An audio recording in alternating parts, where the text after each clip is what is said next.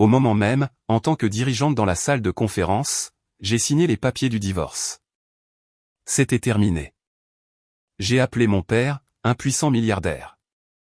Quelques heures plus tard seulement, chaque membre de la famille de mon ex a été licencié de l'entreprise. Tu n'es qu'une racaille sans lignage, sans nom de famille. Tu devrais être reconnaissante de respirer le même air que l'élite. Vas-y, signe les papiers de divorce déjà. La voix de mon mari, glaciale et dégoulinante de mépris, résonnait à travers le vaste et prétentieux salon. Sur la table en verre, il jeta les documents de divorce déjà paraphés par lui avec une signature exagérée et arrogante. Dans une situation comme celle-ci, n'importe quelle femme ordinaire aurait probablement éclaté en sanglots ou commencé à supplier. Moi. Cependant, complètement imperturbable, je regardais simplement le document avec tranquillité. Dans ce silence sépulcral, l'atmosphère de la pièce devint tendue et menaçante. Mais à ce moment-là, ni mon mari triomphant ni ma belle-mère, qui laissait échapper de petits rires malveillants à ses côtés, ne pouvaient imaginer que dans quelques heures, ce statut d'élite éblouissant dont il se vantait tant s'écroulerait jusqu'à ses fondations, et qu'il ramperait aux pieds de cette femme modeste, implorant pardon. Tu m'écoutes, Émilie? Jacob a assez souffert à cause de toi, et tu ne fais que prolonger cela. Ma belle-mère intervint d'une voix perçante. Suzanne, dont le visage était caché sous une épaisse couche de maquillage et de botox, souleva délicatement une fine tasse de thé en porcelaine et me lança un regard glacial, comme si j'étais un caillou dans le caniveau. Nous étions dans le manoir de la famille de Jacob, situé dans l'Upper East Side exclusif de New York. Un week-end, il m'avait convoqué d'urgence là-bas, et mon mari et ma belle-mère exigeaient le divorce sous forme d'ultimatum. Ma mère a raison, Émilie. T'épouser a été la plus grande erreur de ma vie. Notre lignage est le meilleur du pays. Nous sommes des acteurs clés du groupe Mandé, le plus grand conglomérat d'énergie et d'immobilier de toute l'Amérique. En comptant les parents éloignés, il y a 26 membres de notre famille occupant des postes vitaux dans les filiales du groupe Mendes. Nous sommes l'élite de Vito. Jacob bomba le torse avec pétulance. Lorsque nous sommes mariés, il était un homme gentil et attentionné. Mais à mesure qu'il gravissait les échelons de sa carrière, il devint de plus en plus arrogant, tirant fierté uniquement de sa position et de son prétendu lignage. À moi, qui avait grandi dans ce qu'il considérait comme une famille ordinaire, il commença à m'humilier quotidiennement, me traitant de racaille et d'indigne de sa grande famille. Et maintenant regarde-toi. Tes parents sont de simples retraités vivant dans un minuscule appartement dans le Queens, et tu es une employée de bureau avec un salaire minable. La simple présence d'un élément de basse classe comme toi dans notre glorieux arbre généalogique est une disgrâce pour toute la famille. Les mots de Jacob étaient destinés à me transpercer le cœur comme des poignards. Il y a quelque temps, si j'avais été mon ancien moi, je me serais effondré en larmes au mot glacial de mon cher mari, le suppliant de ne pas me quitter et promettant de changer. Je l'aimais vraiment. Croyais qu'un jour nous nous comprendrions, et endurais sans me plaindre les critiques infondées de ma belle-mère et le traitement désobligeant de toute sa famille. Émilie, ma belle-mère traîna les mots avec un sourire venimeux, portant le coup de grâce. Un bien meilleur parti est apparu pour notre petit Jacob, la fille du PDG du groupe Mandé. S'il l'épouse, un siège au conseil d'administration est garanti. Nous nous débarrasserons d'un fardeau indigent. Comme toi et notre famille prospérera encore plus. Tu es du matériel jetable, tu comprends? Son rire vulgaire résonna sous le lustre de cristal. La fille du PDG, murmurai-je. C'est exact. Une vraie dame de la haute société, pas comme toi, souffla Jacob. Je levai lentement la tête. Pas une seule goutte de tristesse ne restait dans mon âme. À sa place, dans ma poitrine, brûlait une Flamme aussi froide et féroce que la glace. Nom de famille, richesse. C'était là. Seule chose qui comptait pour eux. Moi. Mes sentiments n'avaient jamais rien signifié pour eux depuis le début. Je rêvais d'un bonheur humain commun. C'est précisément pour cette raison que j'avais caché mes véritables origines. Et, comme une fille normale, j'étais tombée amoureuse de lui. Je voulais fonder une famille basée sur l'intimité émotionnelle, pas sur l'argent et le pouvoir. Mais ce rêve s'était brisé. Très bien, mon rôle ici est terminé, j'exhalai. Calmement. Je pris le stylo sur la table et, sans la moindre hésitation, signai mon nom dans le champ du conjoint. Puis je pris mon sceau personnel de mon sac. Et, avec force mais froidement, je l'estampillai. Je suppose que cela vous suffit. Lorsque je leur tendis les documents, Jacob et Suzanne furent stupéfaits. Un instant. Ils s'attendaient probablement à plus de résistance, que je fasse une scène. Mais peu après, un sourire vulgaire de triomphe apparut sur le visage de Jacob. Ah. Tu connais enfin ta place. Parfait. Je suis libre maintenant. Prends tes vieilleries et sors de cette maison. Et toi, maman, nettoie chaque recoin après, pour qu'il ne reste même pas son odeur. Il me fit un signe de la main avec dédain. Observant cette scène délirante avec des yeux glacials, je pris mon smartphone de mon sac et cherchai dans mes contacts un numéro que je n'avais pas composé une seule fois en 3 ans de mariage. Tu vas appeler ton père retraité pour pleurer sur son épaule? Quel spectacle pathétique, Jacob me lança dans le dos.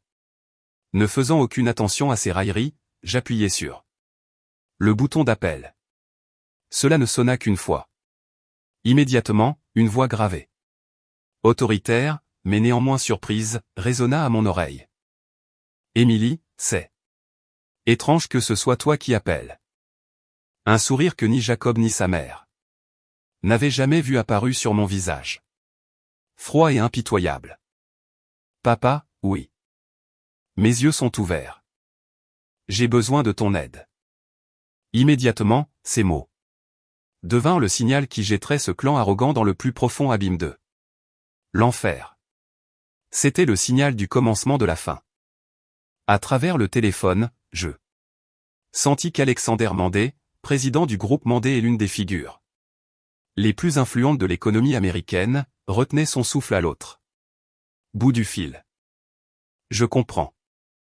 Alors, tu as finalement décidé de mettre fin à ces imbéciles. Oui, papa, tu avais raison. Un amour bâti sur un statut caché n'était rien de plus qu'un château de cartes. En entendant mes mots, Jacob et ma belle-mère se regardèrent et éclatèrent de rire grossier. Tu as entendu ça? Un château de cartes. Regarde quel mot fantaisiste elle utilise avec son père. Ivre. Je parie que le vieil homme boit un whisky bon marché dans un bar miteux du coin en ce moment. Jacob ricana. Émilie, dis à ton père que sa petite fille a été échangée contre une vraie dame, la fille du PDG. Sous son rire strident, je fixai le visage de Jacob. Il y avait quelque chose de si froid et profond dans mon regard qu'il fut un instant déstabilisé, mais ensuite il aboya. Qu'est-ce que tu regardes? Mon père à l'autre bout du fil entendit parfaitement l'agitation. Émilie, était-ce ton mari qui vient de t'insulter? Ah. Sa question basse et meurtrière, je répondis calmement. Oui, je pense qu'il est temps de lui montrer, à lui et à toute sa famille, qui je suis vraiment. Oui. Moi, Émilie Mandé, je n'étais en aucun cas la fille d'humble retraité. Je suis la seule héritière d'Alexander Mandé lui-même, président et propriétaire absolu du conglomérat Mandé dont mon mari se vantait tant. La vie d'une héritière d'une immense fortune m'avait toujours semblé une existence étouffante, un oiseau en cage dorée. Ne voulant pas devenir un outil pour un mariage de convenance, j'avais caché mes origines et trouvé un emploi de secrétaire dans une petite entreprise qui n'avait rien à voir avec le groupe Mandé. c'est là que j'ai rencontré Jacob. À cette époque, il était honnête et sincère, disant qu'il m'aimait pour ma simplicité et ma gentillesse. Je croyais qu'avec lui je pourrais construire une famille chaleureuse basée sur autre chose que l'argent et le pouvoir. Et malgré les protestations furieuses de mon père, je l'épousai.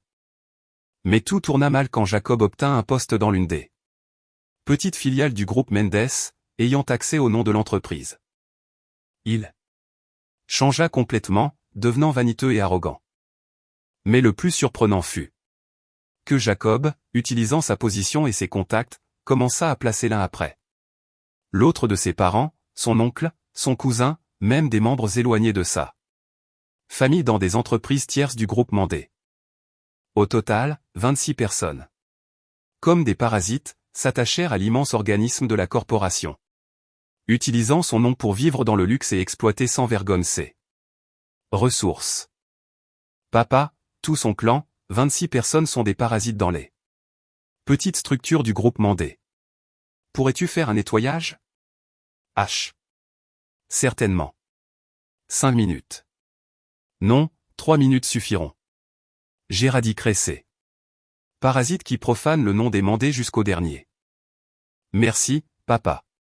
Ah. Bientôt alors. Lorsque je raccrochai, ma belle-mère, avec un soupir théâtral, ouvrit son coûteux portefeuille de marque, en sortit quelques billets de cents dollars, et comme si elle jetait l'aumône à un chien errant, les jeta à mes pieds. Tiens, pour le métro. Ça te ramènera à ton taudis dans les quartiers extérieurs. Pour une bonne à rien comme toi, c'est beaucoup d'argent, alors. Mets-toi à genoux et ramasse-le. Je regardais les billets éparpillés sur le sol. Maintenant un silence profond. Ma colère avait cédé la place à l'étonnement. Devant leur stupidité et leur cruauté absolue. Et, ma mère te fait la charité. Mets-toi à genoux et prends-le. Jacob me poussa l'épaule. Je levai lentement la tête et le regardai dans les yeux. Jacob, tu viens de dire que 26 de tes proches sont l'élite du groupe Mendes, n'est-ce pas? Oui, c'est exact. C'est pourquoi nous n'avons rien à voir avec des gens comme toi. Je me demande combien de temps durera ce statut d'élite. Mes mots, prononcés d'une voix basse, mais assurés, firent ricaner Jacob avec mépris. Qu'est-ce qui ne va pas?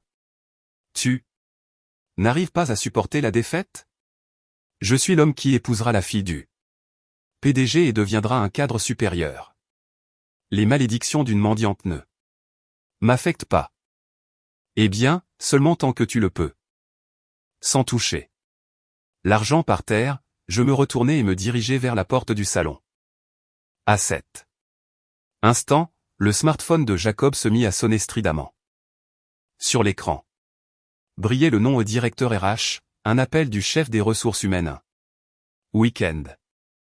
C'était inouï, une urgence. Le sourire suffisant disparut instantanément du visage de Jacob. Oui, monsieur Vargas. Désolé de vous déranger un week-end. Comment?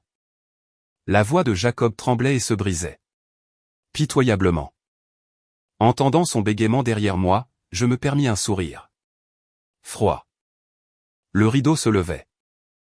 L'effondrement de la fausse élite commençait. Oui.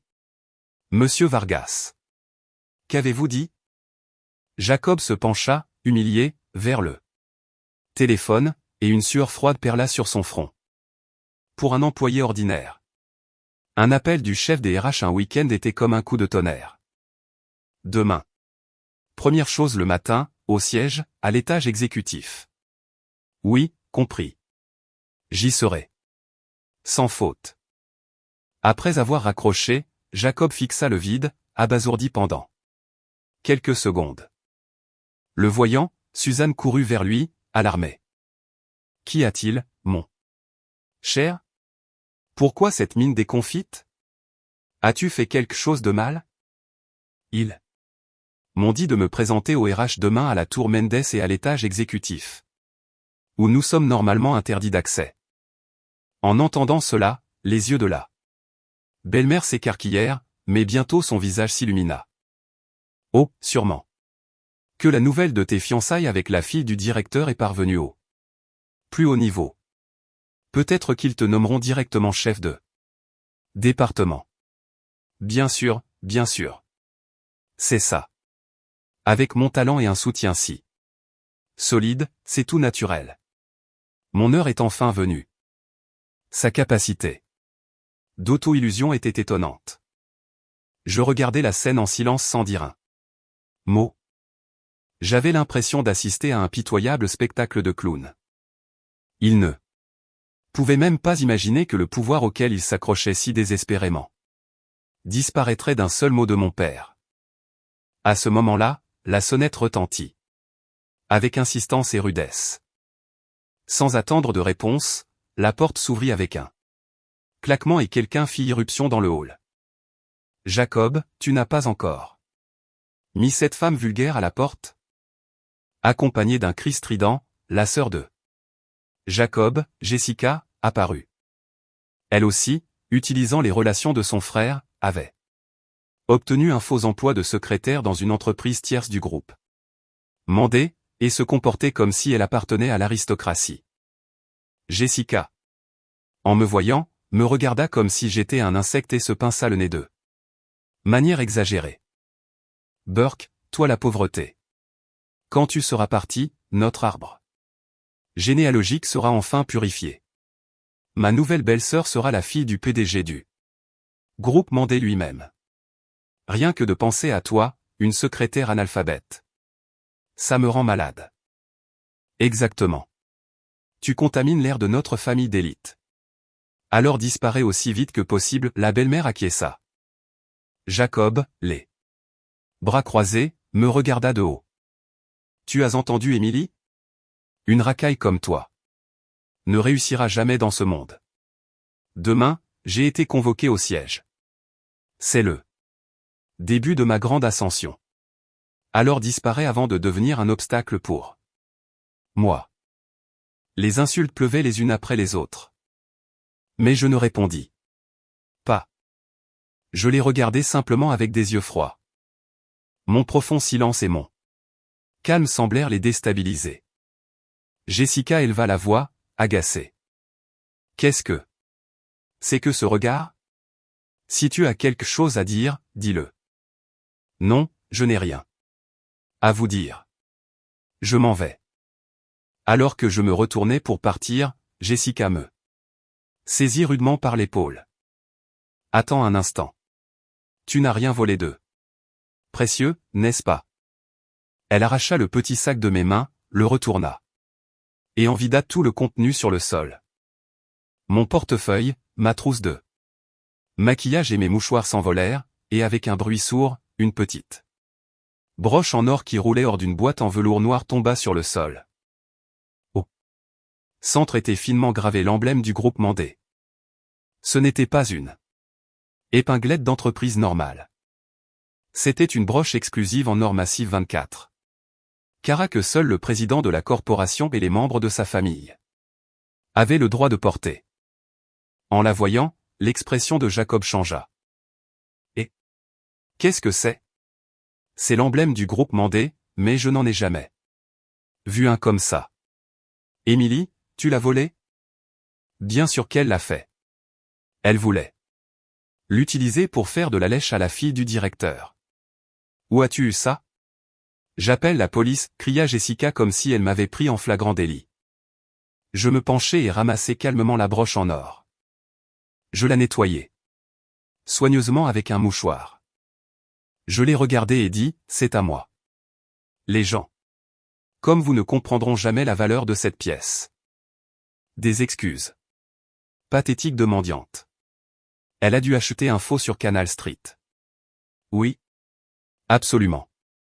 Les mots de Jessica provoquèrent les rires de Jacob et de sa mère.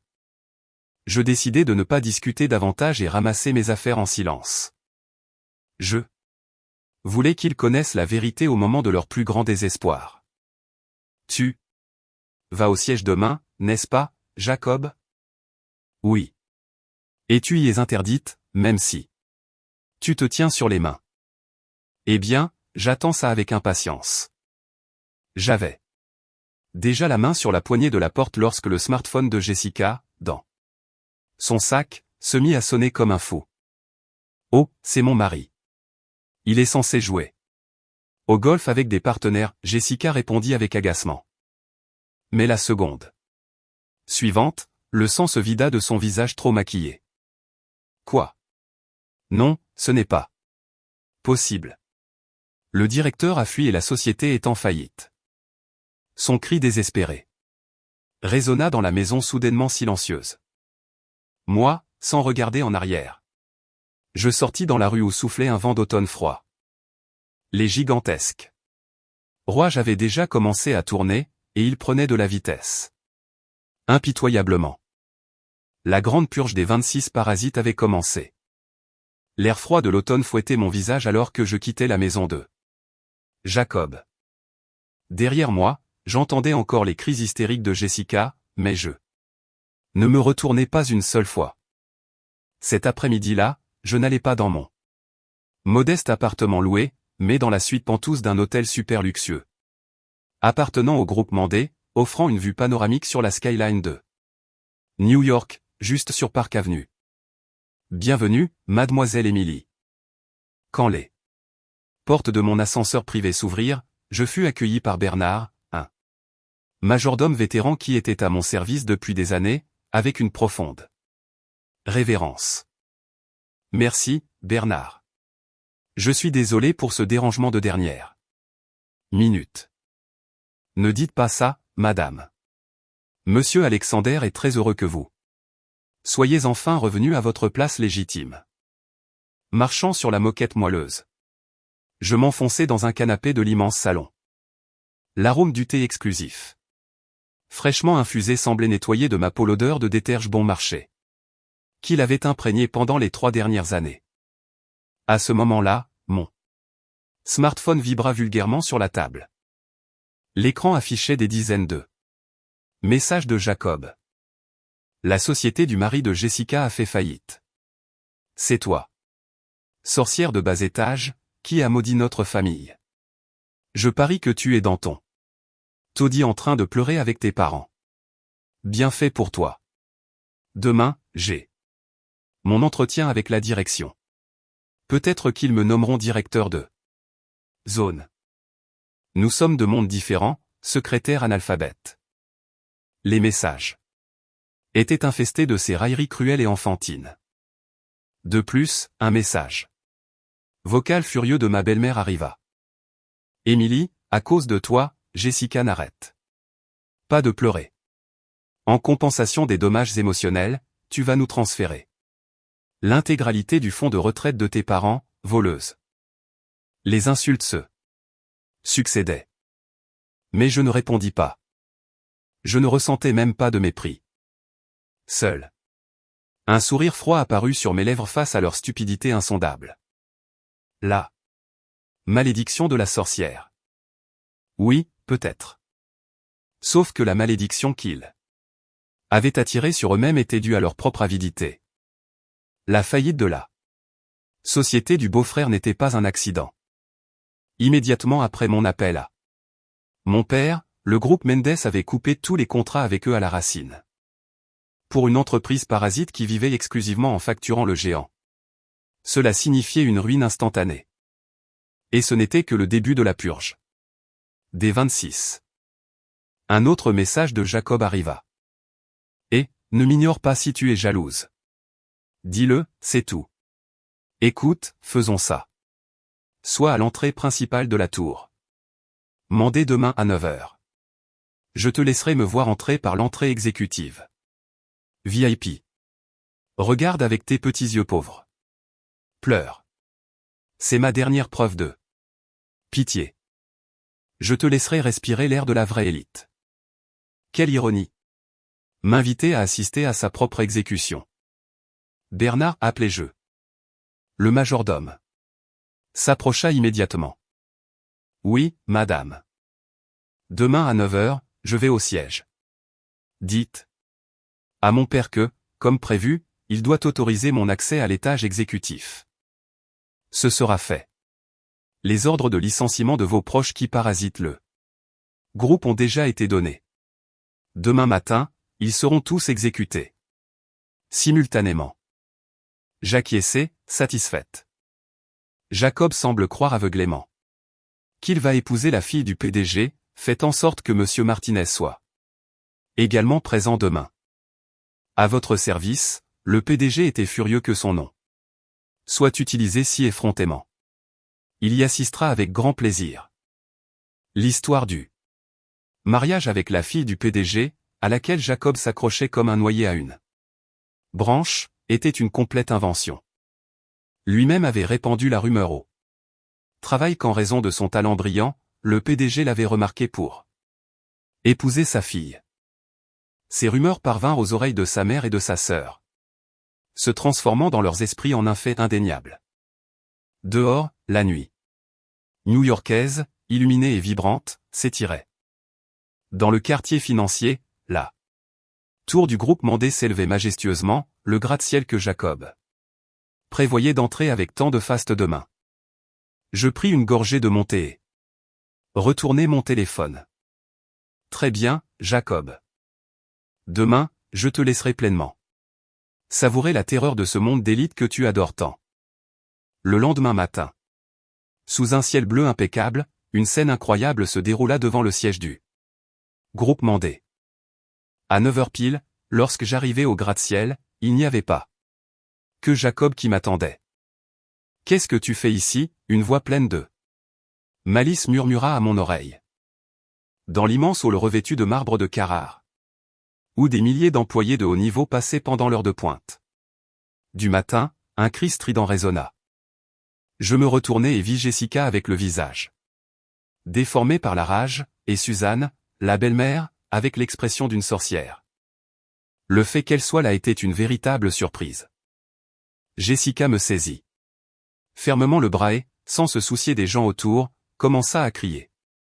C'est de ta faute si la société de mon mari a fait faillite. Le directeur a fui. Tout le monde a été licencié et maintenant les dettes nous tomberont dessus. Que as-tu fait, sorcière de bas étage? Tu as jeté la honte sur notre illustre lignage. Tu nous donneras toutes les économies de tes parents en compensation. Les cadres et les employés du groupe Mendes qui vaquaient à leurs occupations commencèrent à s'arrêter et à nous observer avec curiosité, formant un cercle. Waouh, alors. Tu t'es vraiment traîné ici pour regarder. Quel spectacle pathétique. Jacob s'approcha avec un sourire triomphant, vêtu d'un costume bon marché. Tapa accent grave l'œil. Sœur, maman, ne vous inquiétez pas. Aujourd'hui, j'ai mon entretien avec la haute direction. Quand je serai directeur principal, je sauverai la société de mon beau-frère avec l'argent de Mendes. Oh, Jacob, mon prodige. Bien sûr, bientôt tu seras le gendre du directeur. Tu as tout à fait le droit de sauver ta famille avec son argent. Entendre une déclaration d'abus de biens sociaux aussi publique et flagrante était stupéfiant. Je maintenais un silence sépulcral. Je n'avais même pas la force de discuter. Je regardais simplement le trio avec un calme glacial. Ils prirent évidemment mon silence pour de la peur. Qu'est-ce qui ne va pas? La peur t'a coupé la langue. Les gens comme toi ne méritent même pas de respirer cet air. Jacob, se complaisant à être le centre d'attention, agissait comme si le bâtiment lui appartenait. Il claqua des doigts, appelant les agents de sécurité. Et, venez ici. Cette femme me harcèle. Je suis Jacob Almeida, et j'ai une réunion avec le conseil d'administration. Faites sortir cette racaille pour qu'elle ne contamine pas l'environnement. 3 agents de sécurité costauds s'approchèrent immédiatement et m'encerclèrent. Madame, l'accès au personnel non autorisé est interdit. Je dois vous demander de quitter le bâtiment, dit l'un d'eux d'une voix autoritaire, étendant son bras. Les employés environnants commencèrent à murmurer. On dirait que cette femme harcèle le candidat au poste de directeur. Almeida Waouh, elle a l'air si pauvre.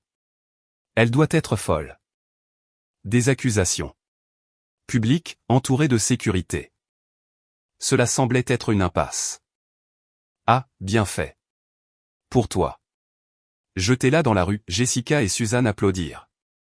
Au moment précis où la main du garde de sécurité était sur le point de toucher mon épaule, je pris de mon sac cette petite boîte en velours noir qu'ils avaient raillée là. Veille. Je l'ouvris et montrai en silence au garde de sécurité la broche. Étincelante en or massif avec l'emblème demandé. Quoi? Tu portes toujours ce jouet? Agent de sécurité. C'est une voleuse. Elle a volé un cadeau. Pour la fille du directeur. Appelez la police, cria Jacob triomphalement. Mais, en voyant la broche en or pur, les visages des agents de sécurité pâlirent. Instantanément. Ils retirèrent leurs mains comme s'ils avaient été brûlés et se figèrent, me regardant avec une incrédulité totale. Qu'est-ce qui ne va pas? Faites sortir cette mendiante tout de suite, cria Jacob, ne comprenant rien. À ce moment-là, les portes de l'ascenseur VIP doré derrière lui s'ouvrirent en un silence absolu. En sortit un groupe de plus de 10 personnes en costume noir. Formel, escortant un homme d'âge moyen à l'allure autoritaire. Avec son apparition, l'air dans le hall sembla se figer. Les employés paniqués s'écartèrent, ouvrant un chemin et inclinant profondément la tête. Jacob se retourna et, en voyant l'homme, son visage s'illumina. Monsieur Martinez est déjà là. Il poussa les agents de sécurité et, comme un chien fidèle, courut vers lui. Merci pour l'invitation. Je m'occupais juste d'un petit problème avec cette harceleuse. Jacob s'avança avec un sourire obséquieux, mais la seconde suivante, ferme ta gueule sale. La voix profonde et retentissante du PDG explosa comme le tonnerre dans le hall silencieux. Le sourire se figea sur le visage de Jacob.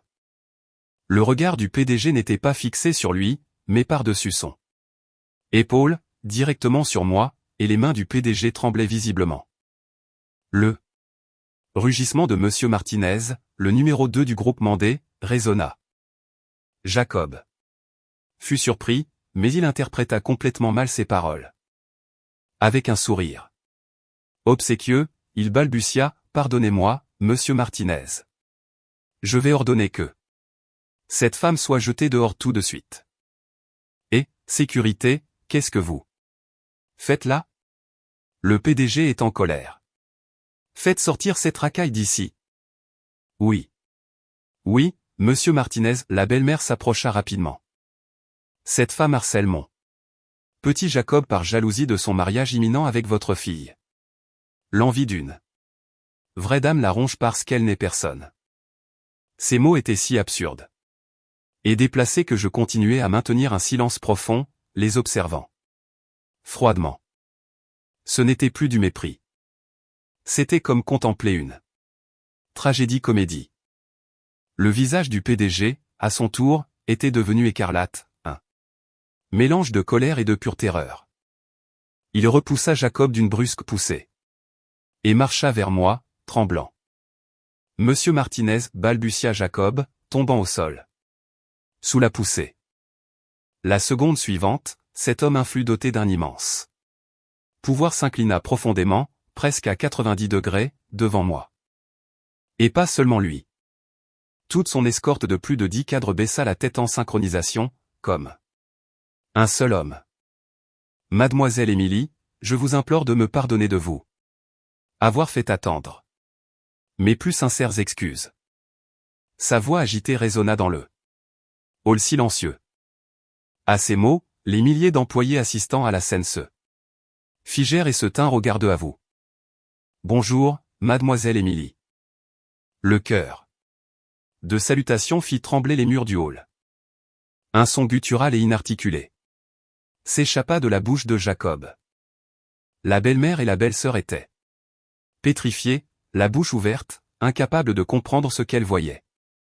Monsieur Martinez, qui est cette Mademoiselle Émilie? C'est mon ex-femme. Une simple Secrétaire avec des parents retraités. Silence. Le rugissement du PDG faillit. Éclater les tympans de Jacob. Il lui lança un regard furieux. Avez-vous la moindre idée de qui est devant vous? Elle est la fille unique de notre président de corporation, Monsieur Alexander Mandé. Elle est mademoiselle Émilie Mandé. Misérable vaurien, vous n'avez même pas le droit de prononcer son nom. Tout le sang quitta le visage de Jacob d'un coup.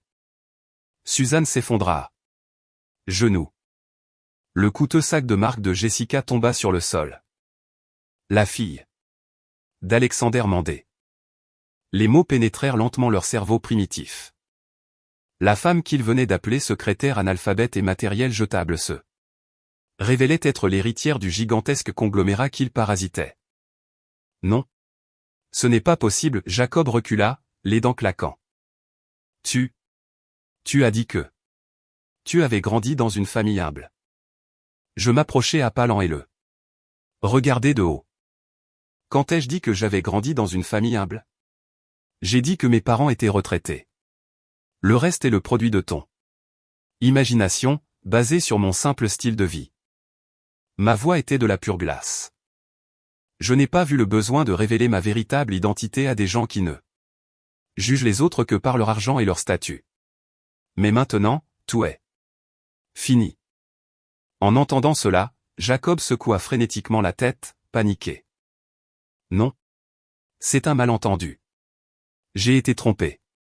Monsieur Martinez, je vais épouser votre fille. Je vais être un directeur principal de cette entreprise. Il se jeta aux pieds du PDG. Ce dernier recula avec dégoût, comme s'il avait été touché par un cafard. N'osez pas. Ma fille. Ma fille est mariée depuis des années et vit à Londres.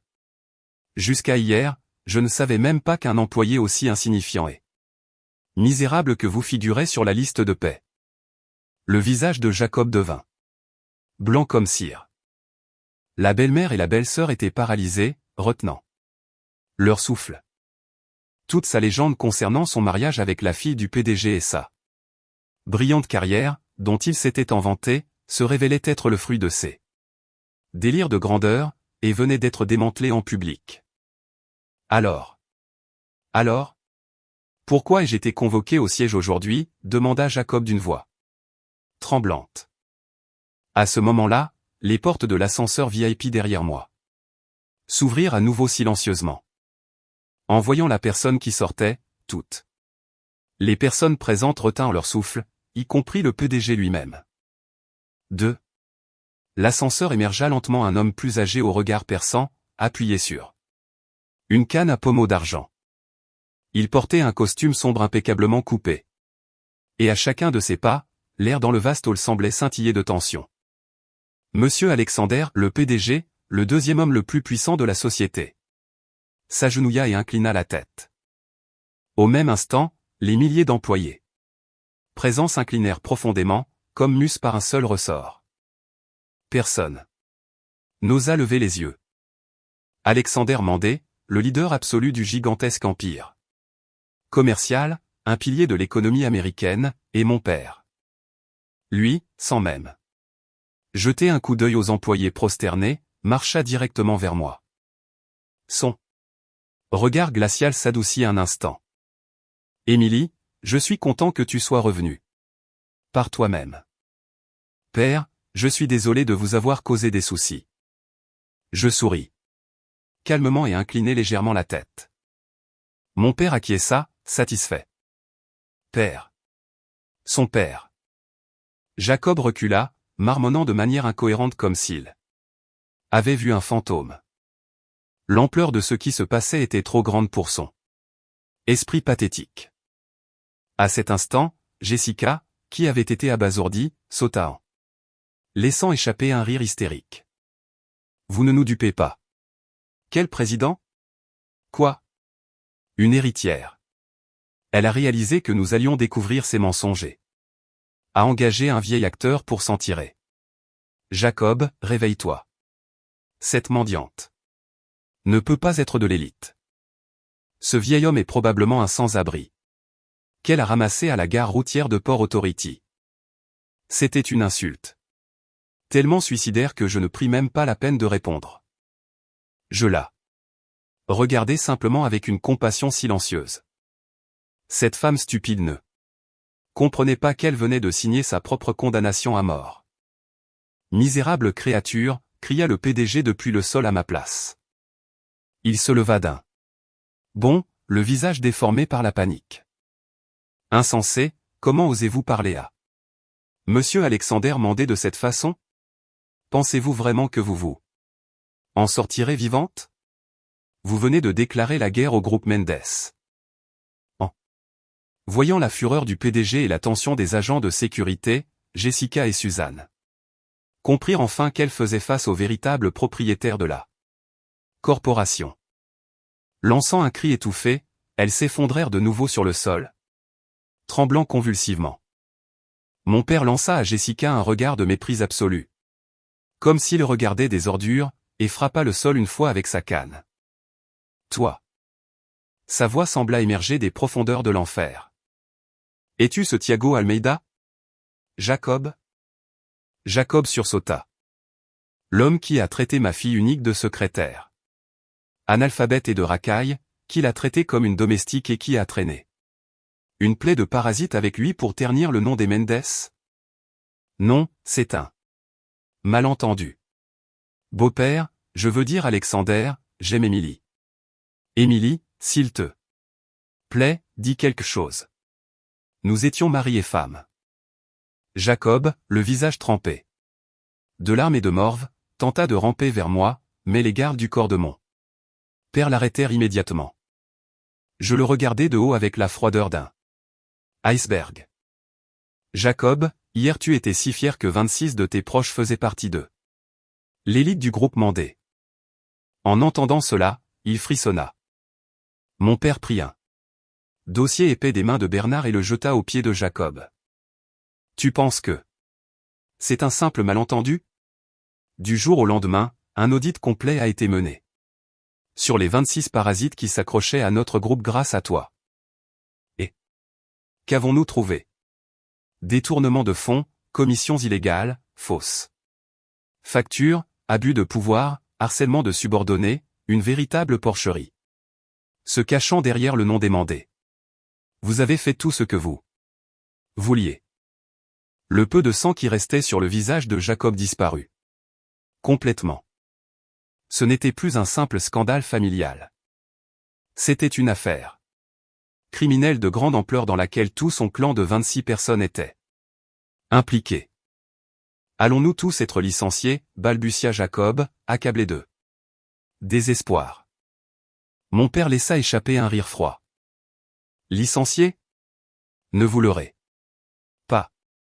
Je ne perdrai pas mon temps avec de la racaille comme vous. Il claqua des doigts. Et à cet instant même, dans la poche de Jacob, dans le sac de Jessica et dans le portefeuille de la belle-mère, leur téléphone portable se mira. Sonnaient tous en même temps, stridemment, comme s'ils s'étaient concertés. Rigne. Rigne.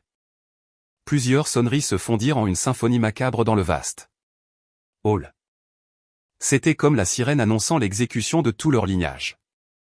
Oui. Bob. Quoi de neuf si tôt? Jessica fut la première à répondre. La seconde suivante, elle devint pâle. Quoi? Ils ont découvert que tu volais dans la caisse enregistreuse. Que tu dois rendre 500 000 $ ce soir ou tu iras en prison. Qu'est-ce que ça veut dire? Tu as dit que l'argent du groupe Mandé était à nous. Pendant que Jessica criait au téléphone, la belle-mère porta son téléphone à son oreille d'une main tremblante. Oui, frère. Tu as été licencié. Ils ont découvert que tu vendais des fournitures de bureau sur eBay. Mais comment? Pourquoi si soudainement? Des larmes de panique, des cris, à travers le pays et toutes les filiales du groupe Mandé ou les 26 proches parasitaient, la tempête de la vengeance se déchaînait à ce moment précis. La purge que j'avais demandée à mon père était exécutée avec une précision Chirurgical. Ce n'est pas possible. Comment est-ce possible? Jacob, sans quitter l'écran de son téléphone portable, claqua des dents.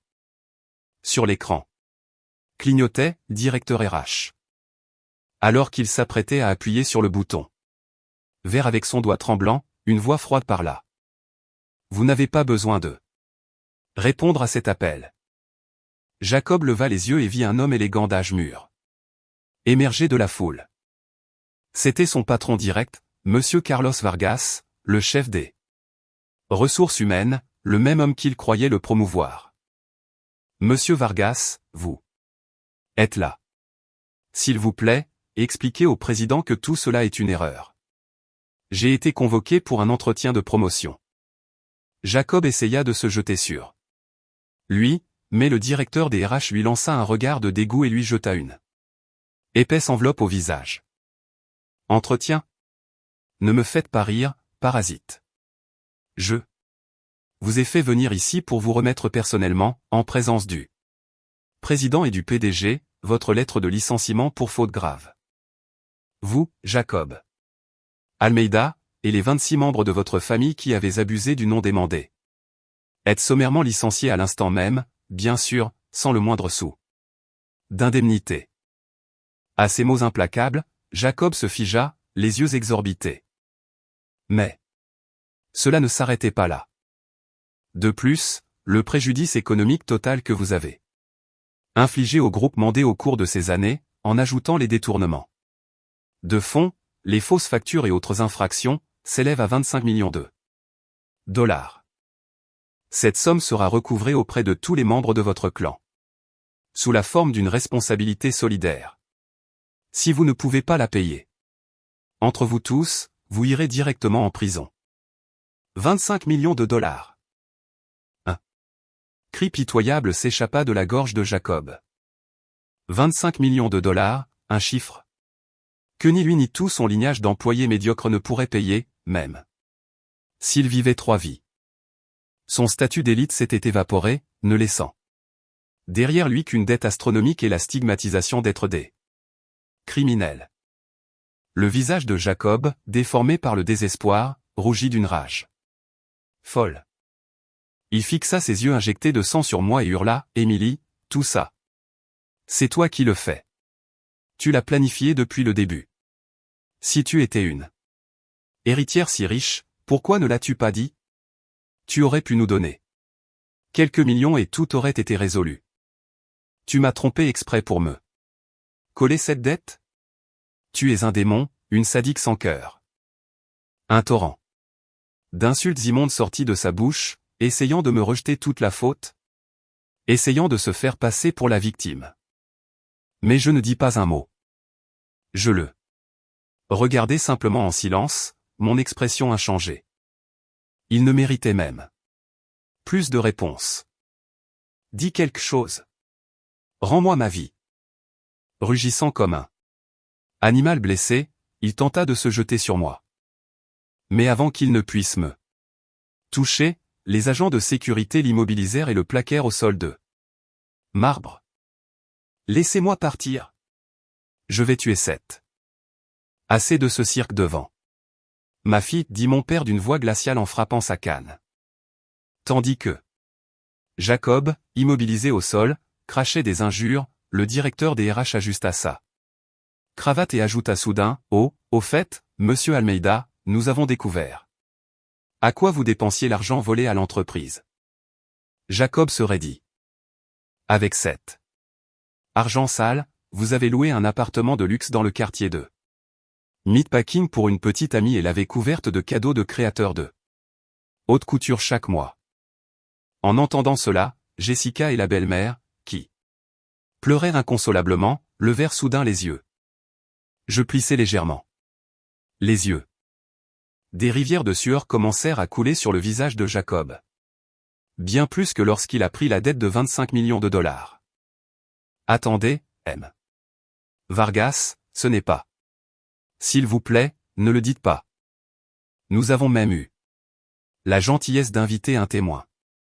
Le directeur des RH fit un signe de tête vers l'arrière du hall. Clic, clac, clic. Dans le hall silencieux, le cliquetis joyeux et totalement déplacé de talons au résonna. Tandis que Jacob gémissait d'angoisse, une jeune femme émergea de la foule, et en voyant son visage, je ne pus m'empêcher de retenir mon souffle. La femme portait un maquillage exagérément vulgaire et était habillée de la tête aux pieds de marques ostentatoires. La voyant marcher avec arrogance, un sac Chanel en bandoulière, je retins mon souffle. Léna Lo, cria Jacob, cloué au sol comme s'il avait vu son ange gardien. Lo, aide-moi. Dis à ton père, le PDG, de me pardonner. Nous allions nous marier, n'est-ce pas? À ces mots, la belle-mère et Jessica levèrent les yeux avec horreur. Quoi? Jacob? Qu'est-ce que tu dis? Demanda Jessica d'une voix tremblante. C'est la fille du PDG? Oui, Lo est sa fille légitime. Alors, si elle demande, il me pardonnera la dette et le licenciement. N'est-ce pas, mon amour? Pendant que Jacob suppliait désespérément, je maintenais un silence profond, observant cette tragédie. Avec un calme froid. Je n'avais pas retenu mon souffle de surprise à l'histoire de la fille illégitime. Mais parce que je savais parfaitement qui était réellement cette femme. Un mensonge éhonté, un rugissement féroce se fit entendre. C'était le PDG. Son visage était violet de rage. Êtes-vous devenu complètement fou? Fille illégitime? Cette femme est une hôtesse dans une boîte de nuit à Chelsea où je vais parfois avec des clients. Un gargouillement stupide s'échappa de la bouche de Jacob. Mélo, tu m'as dit que tu étais sa fille secrète et que tu me garantirais un siège au conseil d'administration. Lina. La femme en question regarda ses ongles avec dédain. Oups, tu m'as eu. Désolé, Jacquet. C'était juste du marketing. Tu te vantais tellement d'être l'élite et le favori du directeur que j'ai juste joué le jeu. Tu as vraiment cru ça, espèce de pigeon? Lina laissa échapper un rire éhonté. La vraie dame pour qui Jacob m'avait divorcé s'avérait être une simple croqueuse de diamants d'une boîte de nuit, un fantôme né de sa propre vanité. Ce n'est pas possible. Et l'appartement de luxe que je t'ai payé, et les milliers de dollars de vêtements de marque chaque mois, ce n'étaient pas des cadeaux pour moi. Non. Qui trouve? Garde. Je ne rends rien, répondit Lina froidement et le regarda comme s'il était un cafard. Au fait, je viens de découvrir que tu volais de l'argent à ton entreprise pour m'acheter ces petits cadeaux. Tu me dégoûtes. Tu te prenais pour le requin de la finance, et tu n'es qu'un petit voleur. Tu es pathétique et inventard. Tu m'as dégoûté dès le début. Je ne sortais avec toi que parce que tu payais bien et maintenant tu as une dette de 25 millions de dollars. Tu es fini, mec. Ne m'appelle plus, sale loser. Abysse de pur désespoir. Dans les yeux de Jacob, une trahison cruelle de la femme en qui il avait eu confiance, et tout cela était le résultat de ses propres mensonges et de sa mégalomanie. Il ne pouvait que se tordre sur le sol comme un ver. Mais le jugement n'était pas terminé. Fils de pute, avec des visages démoniaques, la belle-mère et la belle-sœur bondirent. Elles dépassèrent les agents de sécurité, se jetèrent sur Jacob et commencèrent à le frapper à coups de pied et de poing. Tu as été trompé comme un idiot. Une fille de boîte de nuit t'a plumé, et en plus, tu volais de l'argent à l'entreprise, et à cause de toi, nous sommes tous les 26 ruinés, imbécile. Tu es la honte de la famille. Oui, tu faisais le gros bras.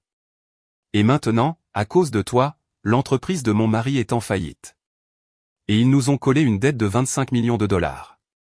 Que allons-nous faire? Maintenant? Meurs déjà pour payer ce que tu dois. Une scène dégoûtante de cannibalisme familial. Hier encore, elle se vantait d'être un lignage illustre. Et aujourd'hui, pour de l'argent et du pouvoir, elle se trahissait. Avec la plus grande facilité. Arrêtez. Maman. Jessica. J'ai été trompé. C'est la faute de cette femme. Oui, c'est la faute d'Emily d'avoir caché qui elle était. Poussé à bout, Jacob tenta de nouveau de rejeter la faute sur les autres. Je soupirai doucement et me préparai à m'avancer, mais Lina me devança. Oh, au fait, dit-elle avec un sourire venimeux. Mesdames, vous pouvez la blâmer si vous voulez, mais vous devriez savoir que l'argent qu'il a volé à l'entreprise n'était pas suffisant pour mes cadeaux. Il s'est mis dans des problèmes bien pires. Les mains de Jessica s'arrêtèrent en l'air. Le visage de Jacob reprit une couleur cadavérique. Tais-toi, Lo. Ne le dis pas, il supplia. Mais Lena, avec un sourire diabolique, révéla son plus grand secret devant tout le monde. Vous voyez, l'argent détourné n'était pas suffisant pour m'acheter un appartement. Alors, il a emprunté de l'argent à des gars très sérieux. Vous savez, des usuriers, la mafia. Cette dette a fait boule de neige, et maintenant elle doit être d'environ un demi-million de dollars au moins. Usurier? Croassa la belle-mère. Jessica regarda son frère avec une terreur pure. Je ne peux pas le croire. Tu as volé 25 millions de dollars à l'entreprise et emprunté 500 000 dollars à des usuriers pour acheter des cadeaux à 7. Jacob se prit la tête entre les mains et commença à trembler convulsivement. C'était un aveu complet. Pourquoi? Pourquoi as-tu fait une chose aussi stupide? Tu as lié notre famille d'élite au crime organisé, cria Jessica, s'arrachant les cheveux. Eh bien, il était si suffisant et si bête. Il jetait l'argent si facilement, commenta Lina avec désinvolture, regardant sa manucure. Il pleurnichait qu'il n'avait pas d'argent, mais ne pouvait pas me perdre. Alors, je lui ai présenté des usuriers que mon vrai petit ami connaît. Je ne pensais pas qu'il le plumerait si bien. C'est drôle. À ces mots, l'air dans le hall se figea. Jacob leva la tête et regarda Lina avec incrédulité. Petit ami? Mais tu allais m'épouser. Avec toi, espèce de loser ennuyeux. Tu n'étais qu'un distributeur automatique ambulant. Mon petit ami Harry, lui aussi. Il a dit que c'était un plaisir de plumer un pigeon comme toi. La vraie dame.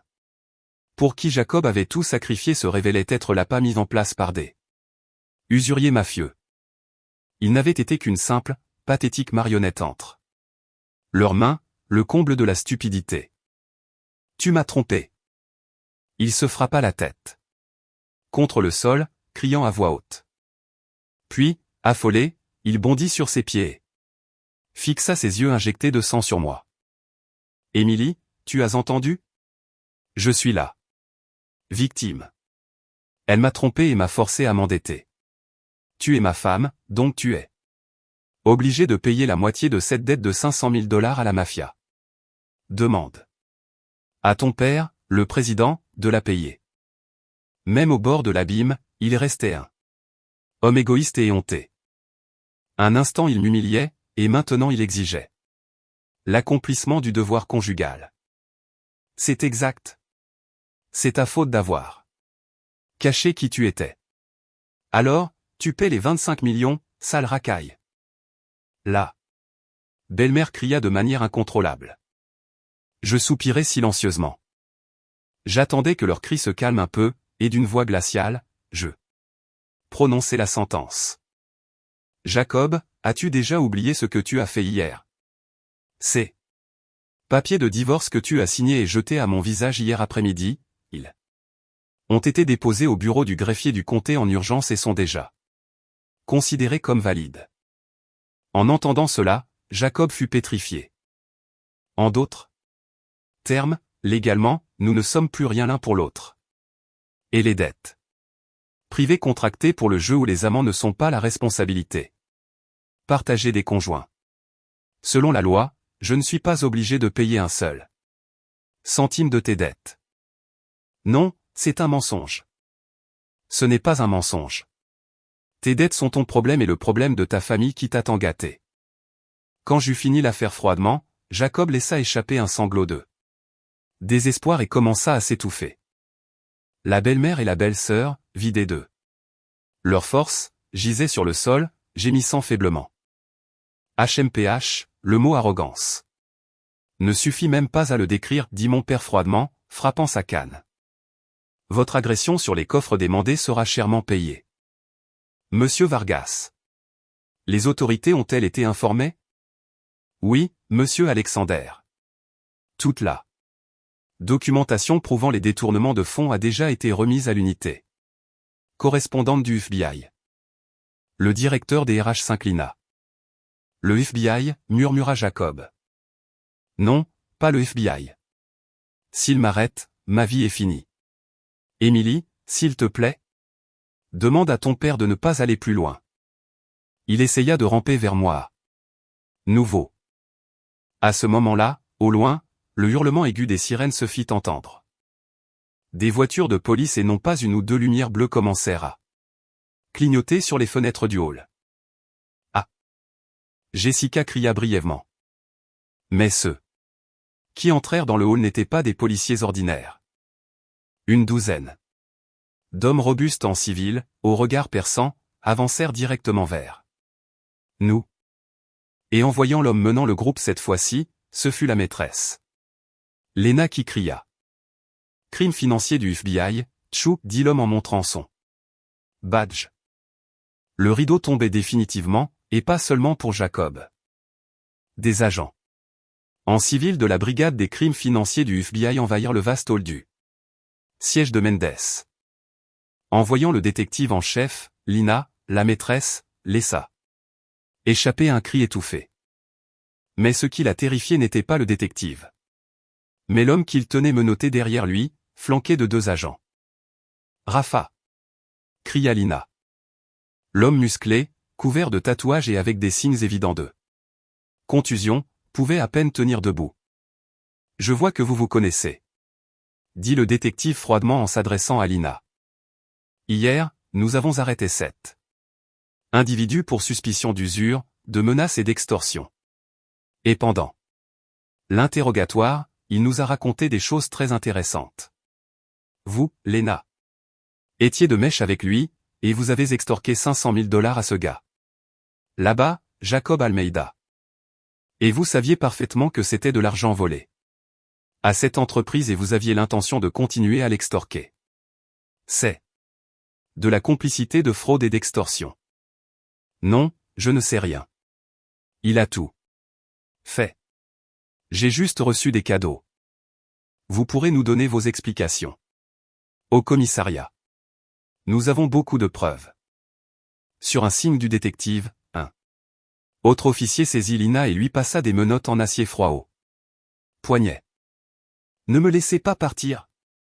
Vous allez rayer mon Chanel. Quelqu'un. Aidez-moi, cria Lina. Lorena.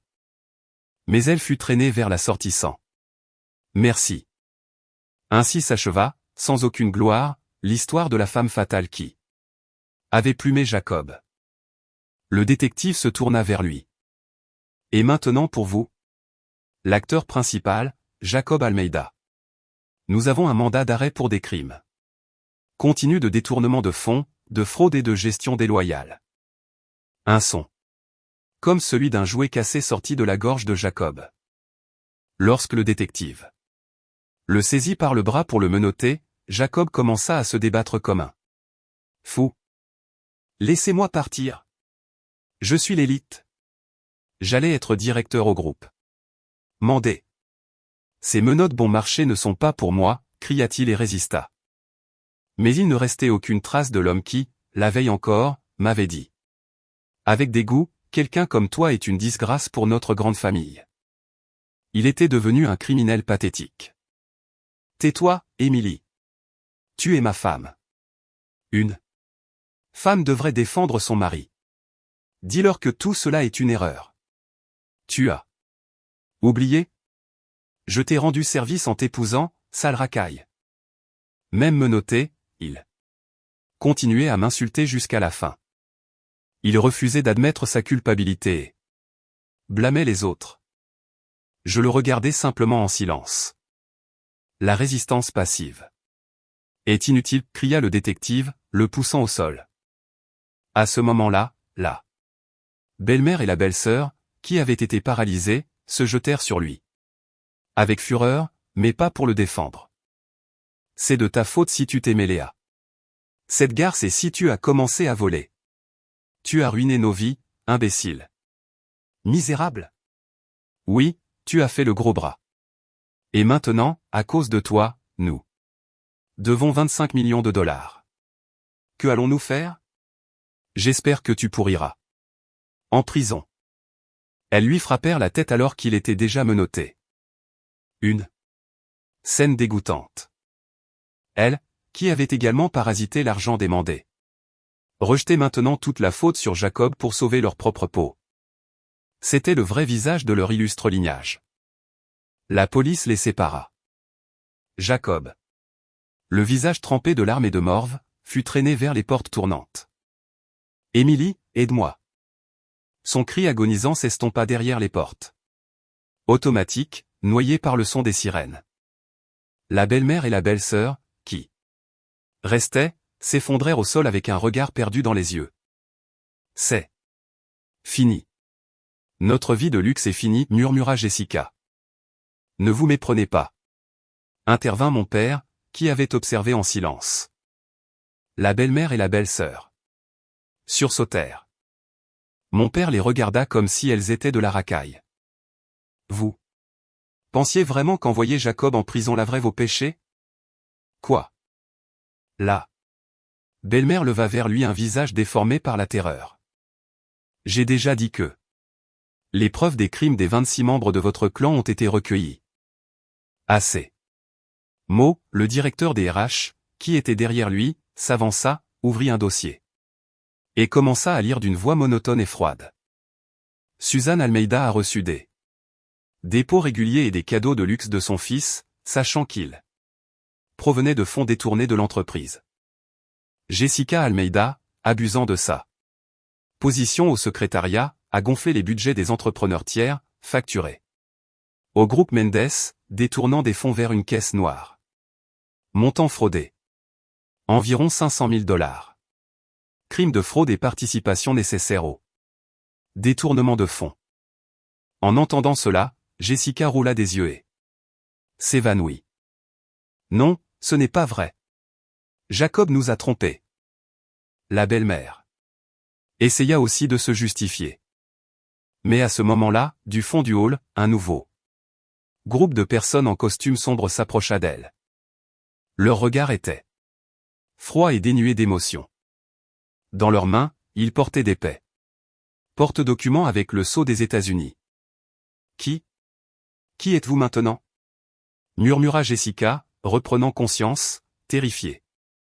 L'homme en tête du groupe, avec de fines lunettes à monture métallique, montra son badge. IRS. Vérificateur IRS Jessica Almeida et Suzanne Almeida. La voix de Jessica se brisa en un cri de pure terreur. Jessica Almeida. Les 500 000 $ que vous avez détournés n'ont pas été déclarés sur votre déclaration de revenus. Suzanne Almeida. L'argent liquide et les articles de luxe d'une valeur de plusieurs centaines de milliers de dollars n'ont pas non plus été déclarés. Nous examinons des crimes graves contre le code des impôts. La voix plate du vérificateur coupa comme un scalpel.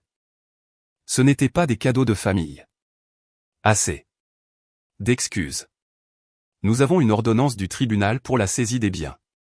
En ce moment, nos agents effectuent une perquisition et une saisie à vos résidences et à celle des 26 autres membres de la famille impliqués. Tous les comptes bancaires, les avoirs cachés, les propriétés, les véhicules de luxe et les bijoux sont gelés et saisis. Saisis? Non, ma maison est pleine de sacs Hermès et de bijoux. Ce sont mes affaires. C'est le petit Jacob qui les a achetés. La belle-mère, hors d'elle, roula sur le sol en pleurant. Toutes les richesses qu'elles avaient accumulées illégalement étaient saisies par l'État à ce moment même. Nous sommes finis, murmura Jessica, complètement dévastée. Des licenciements sommaires, une dette de 25 millions de dollars, des accusations criminelles de racket et la saisie totale de leurs biens. Tout cela s'était produit en moins de 24 heures depuis qu'ils avaient décidé de me jeter dehors. Ayant tout perdu, la belle-mère me regarda soudain avec des yeux injectés de sang. Émilie, tout cela est de ta faute. Pourquoi as-tu gardé le silence sur qui tu étais? Nous ne savions rien. Comment as-tu pu faire ça à ta propre belle famille? Tu es un monstre de glace. Pellier reste tout de suite. Sauve-nous. Même au fond du gouffre, elle continuait à me blâmer et à exiger de l'argent. Je soupirai doucement, maintenant un silence profond. Dans mes yeux, il n'y avait plus de colère, seulement un mépris froid et muet. Il semble que vous ne comprenez toujours pas la position dans laquelle vous êtes. Je m'approchai lentement d'elle. Je ne vous ai pas trompé. Je vous testais. Je voulais voir si vous étiez capable de me traiter comme un être humain, sans égard à l'argent ou au statut. Mais vous n'avez vu que la marque du groupe. Mandé, vous vous êtes cru l'élite, et vous m'avez piétiné. À mes mots, la belle-mère recula, rampant. Et l'autre chose où vous vous trompez, je regardai mon père puis de nouveau elle. Ce fut le coup de grâce. Pensez-vous vraiment que c'est mon père qui a utilisé son pouvoir pour vous détruire? Qui d'autre serait-ce? Tu es allé pleurer auprès de ton papa le président pour nous. Écrasé, ricana Jessica.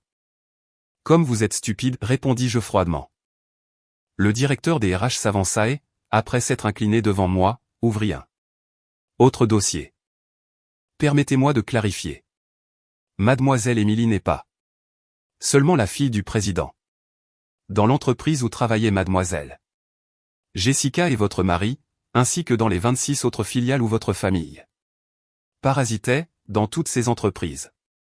Mademoiselle Émilie est l'actionnaire majoritaire et propriétaire. Un gémissement étouffé et simultané s'échappa des bouches de la belle-mère et de la belle-sœur. Mademoiselle Émilie, grâce à son brillant talent commercial, a acquis les participations majoritaires dans ses filiales il y a des années. En d'autres termes, votre destin a toujours été, dès le premier jour, entre ses mains. Les mots du directeur des RH tombèrent comme du plomb dans le hall. La femme qu'il considérait comme une simple secrétaire analphabète se révélait être la véritable propriétaire de leur monde. Leur statut d'élite, le faux pouvoir de Jessica, tout n'avait toujours été qu'un château de sable construit dans la paume de ma main. C'était entre ses mains. Depuis le début, murmura la belle-mère, perdant complètement la raison. Et bien, les messieurs de l'IRS vous attendent. Ils ont beaucoup à enquêter. Je prononçai la sentence implacablement. Les agents de l'IRS saisirent la belle-mère et la belle-sœur par les bras, imperturbables. Non, pardonnez-nous. Mademoiselle Émilie. Madame, aidez-nous. Pas la prison. Non. S'égosillant. Supplication de miséricorde, elles furent traînées vers la sortie. Ainsi, le grand lignage d'élite qui m'avait tant méprisé fut complètement anéanti.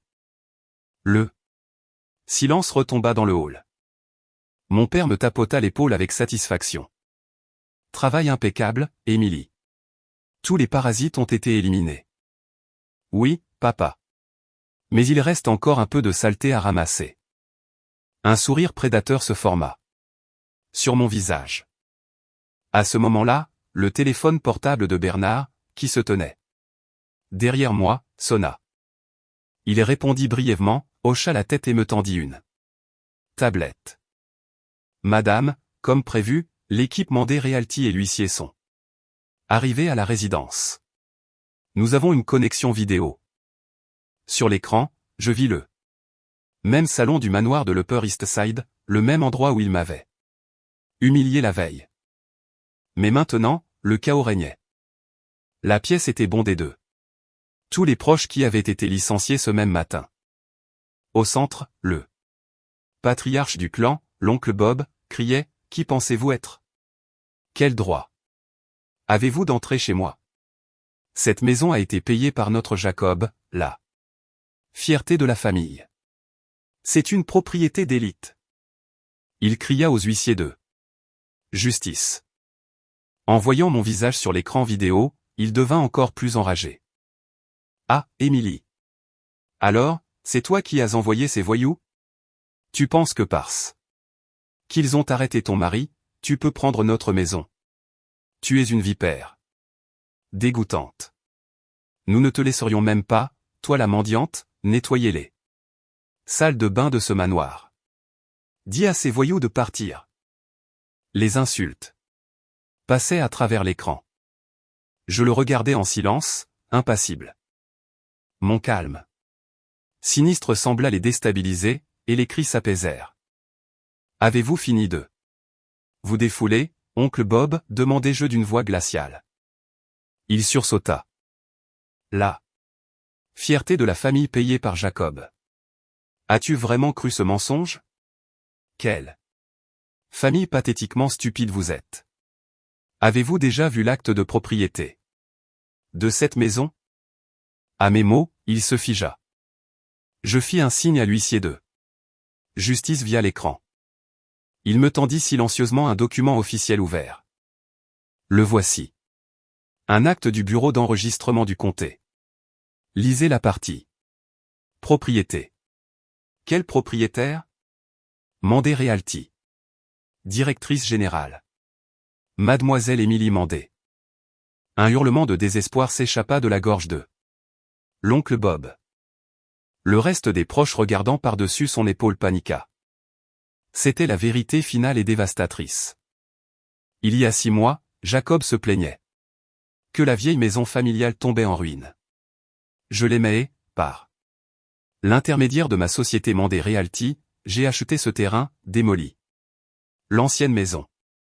Construit ce manoir de luxe et vous ai permis d'y vivre avec un contrat de location symbolique de 5 cents $ par mois.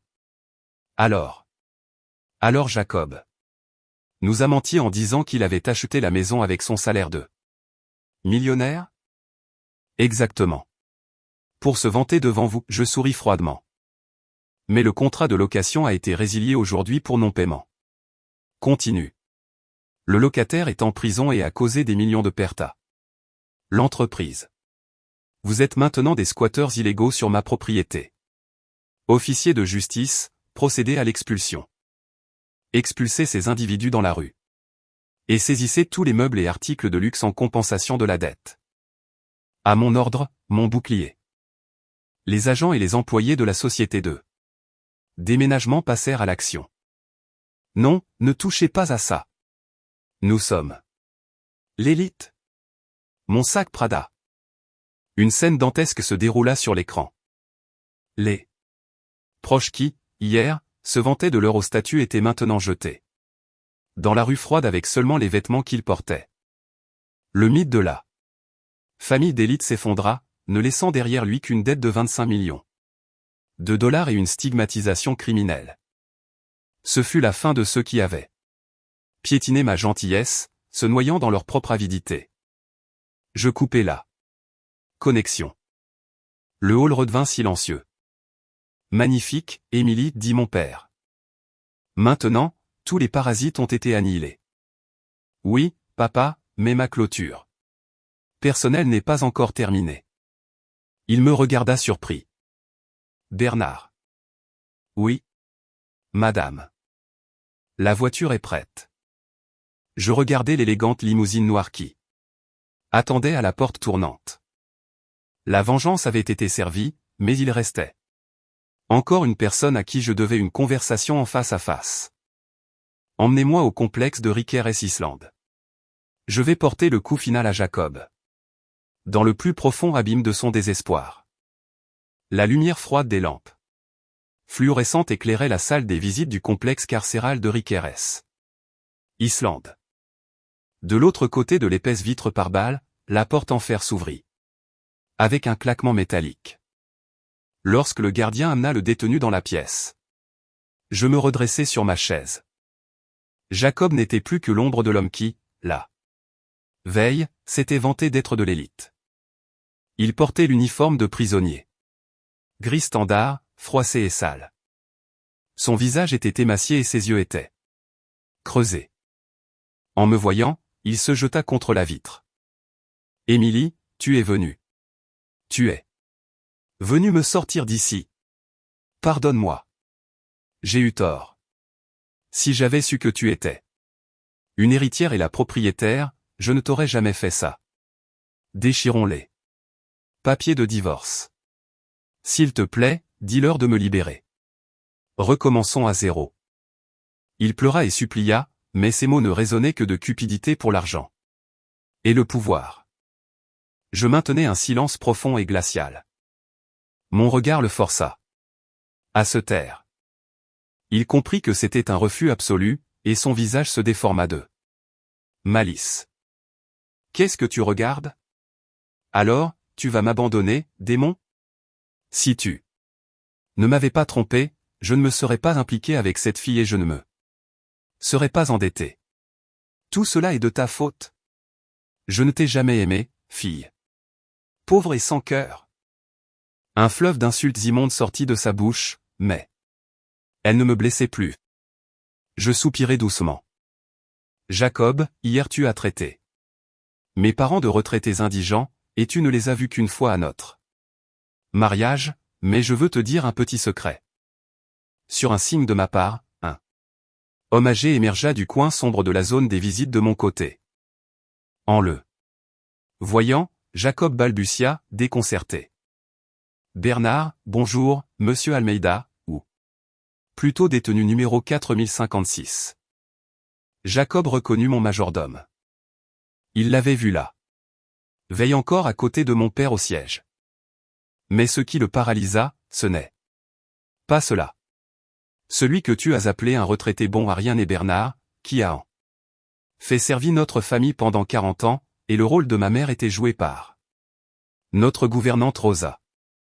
Mon père, voyant que ma position m'étouffait, m'a permis de vivre comme une fille normale et tous deux se sont secrètement occupés de moi. Le visage de Jacob se déforma complètement. Les gens qui l'avaient humilié pour être pauvre se révélaient être les confidents les plus fiables de l'une des familles les plus riches d'Amérique. Tu étais si obsédé par le statuer. L'apparence que tu n'as pas pu voir le véritable trésor que tu avais à tes côtés, dis-je en le regardant dans les yeux à travers la vitre. Je n'avais pas besoin d'argent ou de pouvoir. J'avais besoin d'une vraie famille où les gens prenaient soin les uns des autres. Mais tu as tout piétiné. Non, je voulais juste être reconnu et réussir. Trop tard. Ton manoir est saisi. Ta famille est à la rue, ruinée. De longues années de prison, et une responsabilité civile de 25 millions de dollars t'attendent. C'est le prix pour avoir tué mon amour. Ah, Émilie, pardonne-moi. J'étais un imbécile. Il commença à se frapper la tête contre la vitre par balle, hurlant comme un animal blessé. Il comprit enfin qu'il n'était rien de plus qu'un clown pathétique qui avait détruit sa propre vie de ses propres mains. Son esprit ne pouvait plus le supporter, lui jetant un dernier regard froid comme la glace. Je quittai la salle de visite. Derrière moi, ces cris déchirants pouvaient encore être entendus, mais je ne me retournai pas.